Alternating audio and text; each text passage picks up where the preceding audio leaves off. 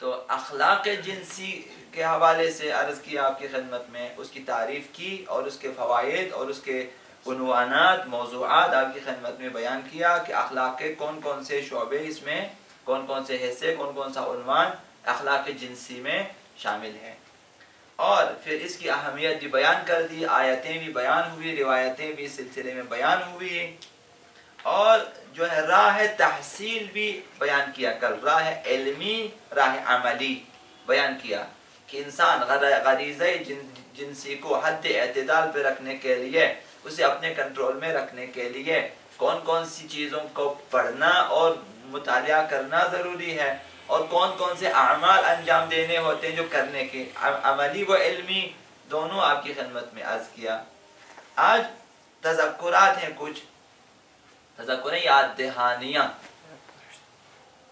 آپ کے لیے، تاکہ غریزہ جنسی ہماری جو ہے وہ غریزہ جنسی اعتدال میں رہے اور کنٹرول میں رہے، تاکہ ہم جنسی گناہ میں مبتلا نہ ہو جائیں۔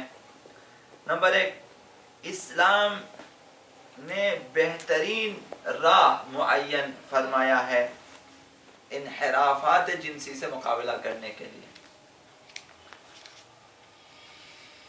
اور اخلاق جنسی جو ہے کو درست رکھنے کے لیے اسلام نے جو انحرافات کے مقدمات سے بھی روکا ہے۔ ایک چیز جو برائی کے لیے مقدمہ بن سکتی ہے، اسلام نے اسے بھی منع کیا ہے۔ مثلا خیال پردازی جنسی خیال پردازیاں، یہ خیال پردازی تو جنسی اخلاق جنسی کے حوالے سے یہی ہے، خیال پردازیاں ہوتی ہیں۔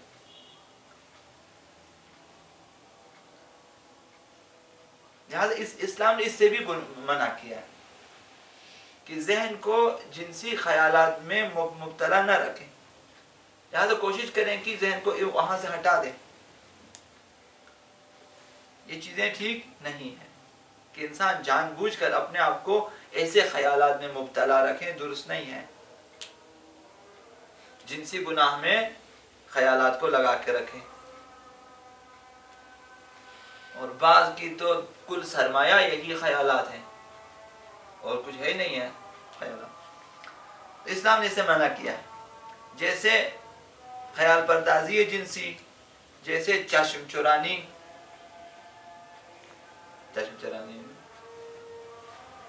بیٹھے ہوئے ہیں تو کس لیے بیٹھا ہے؟ اکثر اس میں سے بعض لوگ تو ایسے ہی عادتاً بیٹھے ہوتے ہیں، بعض لوگ یہی چشم چرانے کے لیے، اب اسی میں سارا دن گزر جائے، چشم چرانی۔ یہ لوگ فساد جنسی میں مبتلا ہوں گے، کم از کم اپنے ذہن کی حد تک انحراف کے شکار ہوتے ہیں۔ اسلام نے ان سے منع کی۔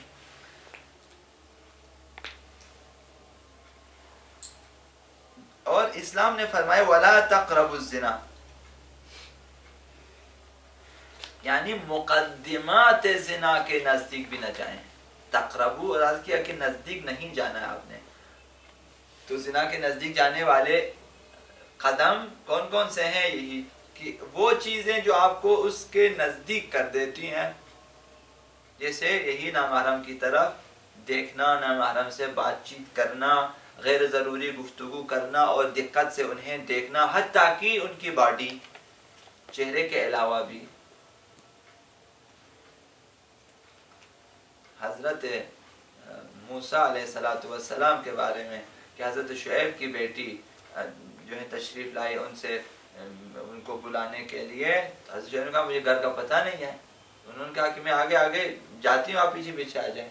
چند قدم چلے، کہا کہ نہ تو پیچھے آ جاؤ، کہا کہ ہم لوگ انبیاء جو ہیں ہم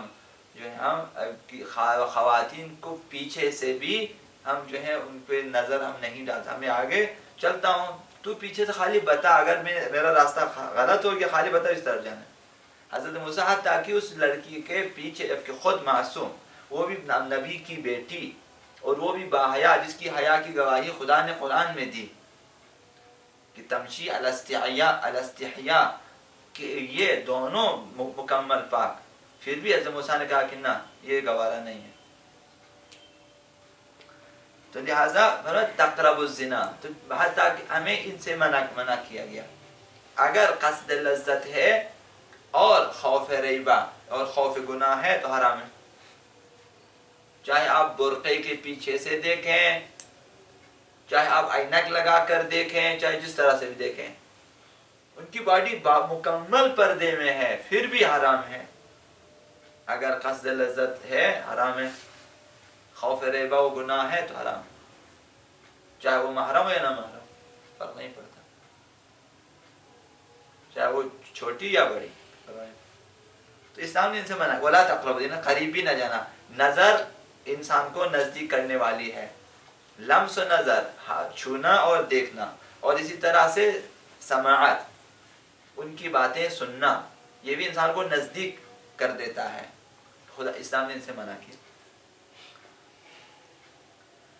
نمبر 2، جوانوں کو اور نوجوانوں کو جو ہے دوران بلوغت حد لازم اخلاق جنسی سے آشنا کرنا چاہیے، لازمی حد تک ان کو بتانا چاہیے. اب اس کے لیے ماحول فراہم کرنا ہوتا ہے. ظاہر ہے باپ ڈائریکٹ نہیں بتا سکتا، ماں بھی براہ راست نہیں بتا سکتی. ایسا ماحول ہونا چاہیے کہ بیٹیوں کو ایسی جگہ لے جائے جہاں خواتین انہیں یہ چیزیں آرام سے سمجھا سکیں، اور بیٹوں کو ایسی جگہ ہونا چاہیے کہ جہاں اچھے ماحول میں انہیں اخلاق جنسی کے بارے میں بتایا، بھائی بیٹا یہ حرام ہے، یہ گناہ ہے، یہ کام نہ کرنا، ورنہ نہیں معلوم. انہیں بیچاروں کو کیا پتہ ہے، نہیں معلوم کہ یہ چیز حرام ہے. مثال انہیں کیا پتہ استمناء حرام ہے، نہیں معلوم. اکثر نوجوانوں کو نہیں معلوم، بہت سارے نوجوانوں کو نہیں معلوم. وہ اس گناہ میں شاید بدتر از زنا ہو، تو ان کے لیے بہت بڑی اور سخت سزائیں معین ہوئی اسلام میں، چونکہ یہ زنا کے قریب کرنے والی ہوتی. لہٰذا نوجوانوں کو چاہیے، نوجوانوں کے لیے ضروری ہے کہ وہ دوران بلوغت جیسے ہی وہ بالغ ہو جائیں، اسی دوران ان کو بہت سارے چیزیں بتا دیا جائے. چھونا حرام ہے، دیکھنا حرام ہے چیزیں. اس کے لیے ماحول بنانا ہمارا کام ہے. ہم لوگ ایسے ماحول بنائیں انشاءاللہ. تو مذاق میں ان چیزوں کو خراب نہ کریں. آپ بھی باہر جائیں گے پھر ایسی چیز نہ کریں. بالکل سیریس سنجیدہ معاشرے کی اس جو ہے انحرافات کو ذہنوں میں رکھیں اور اس کے لیے ماحول پیدا کریں. بہتر انداز میں شائستہ زبان میں کوشش کریں کہ انہیں سمجھا دیا جائے. لہذا یہ 2 تذکرات عرض کر رہا ہوں. 3، اساسی ترین ارکان پاکیزگی انسان یہی ہے کہ اخلاق جنسی کا علم ہو اس کے پاس، تاکہ وہ اس علم کے ذریعے، اخلاق جنسی کا علم ہے اس کے پاس، اس کے ذریعے وہ اپنے غرائز کو کنٹرول میں رکھے. یہ یعنی اساسی ترین رکن ہے انسان کی طہارت کے لیے. انسان آلودہ اسی جگہ سے ہو جاتا ہے. اس بک اسٹال یہاں پہ لگا دیا سیداوان والا میں، تو میرا مشورہ وہ نہ پڑھیں.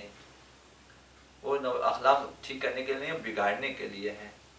اس میں ایسی رقیق باتیں بیان کی گئی، اگرچہ انہوں نے سچ کے عنوان سے بیان کیا، لیکن نوجوانوں کے ذہن کو منحرف کرنے وہی سچ کافی ہے، وہی سچ کافی. اس طرح لکھا ہے کہ جس طرح فلم، اب نوجوان خود کو خراب ہو جاتے ہیں، سکھاتے وہ خراب ہو جاتے ہیں.